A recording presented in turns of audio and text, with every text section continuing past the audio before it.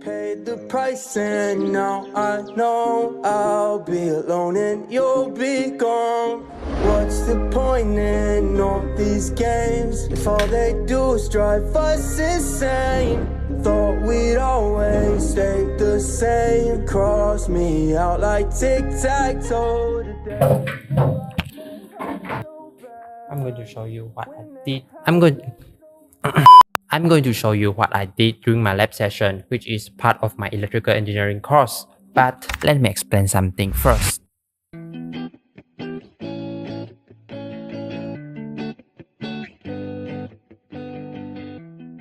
This semester, which is year 3 semester 2 of my degree life, things have gotten more interesting as I'm required to do more hands-on than just learning on paper. Within a span of 3 weeks, we were assigned a project to solve a specific problem, and this time, we are going to design an elevator system. See, we can fall apart tomorrow, but tonight, let's see. With the limited time that we have, aside from attending classes and completing homework, it has become a challenge for me and my team member to explore and learn everything from scratch while completing the project.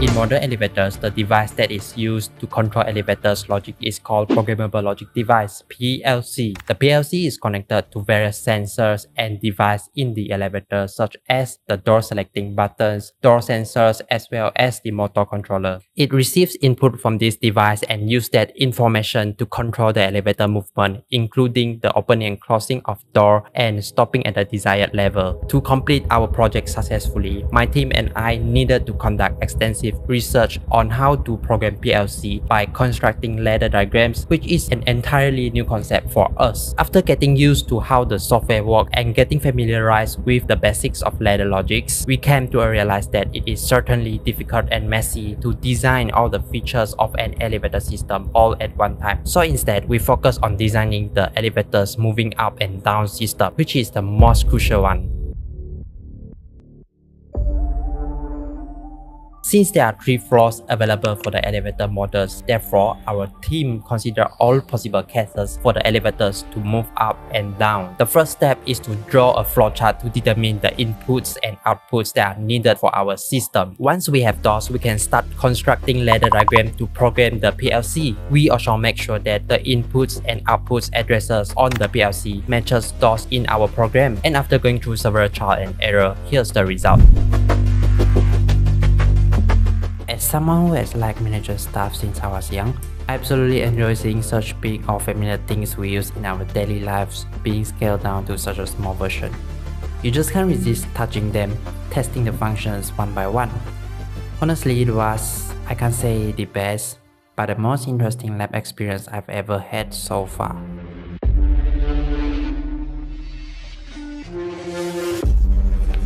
So guys, this is my friend Mujin. Hey guys, hope you're doing well.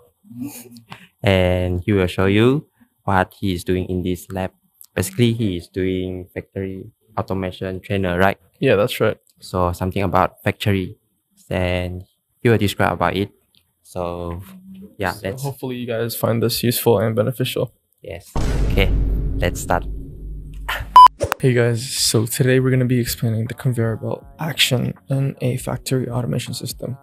The system basically works with these cylinders, which basically separates the defective cylinders from the non-defective cylinders, okay? As you guys can see here. So basically, what's going to happen is that this is going to help us basically separate them by placing them into these boxes right here. So this is the non-defective cylinder, and this is the defective cylinder, okay? So first of all, to begin the process, we're going to be having a piston here. This piston works on supplying the cylinders to the drilling component, okay? And then after the components are drilled here, they're going to be pushed by the piston here in order to process the cylinder, okay? So the cylinder is going to pass through like a group of sensors, okay? This sensor in here Okay, it's a what do you call it? Defective cylinder. Okay, so for this cylinder, it's considered as non-defective. So when it passes through the conveyor belt, it passes through the cylinder here. Okay, and if you guys can see here that S2 is off, this is the defective cylinder. Now it's off. So when we put the cylinder here, okay, it's off. So this is non-defective. So when we put the metal, okay, as you guys can see here, it's on, which indicates that this is defective. And then it's gonna instruct the plunger to push the defective cylinder onto here in case it's defective. If it's non-defective, it's gonna be here, and then it's gonna keep on going. It's not gonna push basically because it's gonna be off, as I said. So to begin the process, we're gonna be placing both of those cylinders inside the tube. Okay, so we're gonna be putting them inside the tube. Okay, okay. So as you guys can see here, S1 is the part sensor. S1 is on, which basically detects whether there are cylinders inside the tube, which is like here. Okay, so after we're done with placing our cylinders, which are required for processing, we're gonna close the tube. Okay, and we're gonna start the process. So to show you guys a demonstration, we're gonna start the process. The plunger pushes the cylinders. It's gonna drill. After it's drilling, it's done. It's gonna pass the sensor. Detected defective. So defective is pushed out. Okay. Then for the non-defective cylinder, it's gonna be drilled for 3 seconds. After it's done with drilling, it's gonna be pushed onto the conveyor belt. And then it's non-defective. The sensor won't light up, so this won't push the cylinder to the defective box, rather the non-defective box. So this is done on a large scale in factories, and this is only a small scale to show you guys the capabilities of conveyor machines. So these machines are capable of like many other uses, and this is only a small scale use of it basically. So that's all, and I hope you guys had a good viewing experience. And thanks for my friend for. I don't wanna say goodbye. Anyway, I hope that this video gives you an insight about control engineering. If you are a student who want to determine the future course to enroll in university, then control engineering might be a choice for you. Maybe you can take the same path like I did, that is by choosing electrical engineering as your degree, and then selecting control engineering related subject as your elective during your 3rd or 4th year.